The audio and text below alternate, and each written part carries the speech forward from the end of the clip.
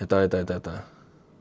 Saving for additional soft-serve ice cream machine for Tutut Ice Cream Cafe. Today, gagamitin natin parehas tong ipon card saka ipon box para mas mabilis yung pag-iipon natin. Bunot tayo ng card. Pick a peso bill challenge. Bunot daw tayo ng bill sa wallet natin habang nakapikit. Hindi naman ako masyadong kabado dito kasi wala naman masyadong laman yung wallet ko. The moment of truth. Hindi ako tumingin, ha?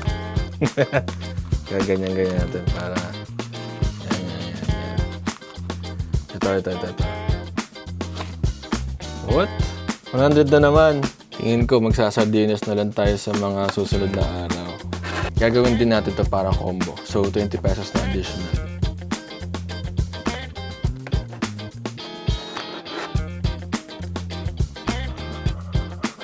Simulan mo na rin ipon journey mo. I-check out mo itong ipon cards, saka ipon box sa Yellow Basket. Sabay tayo mag-ipon.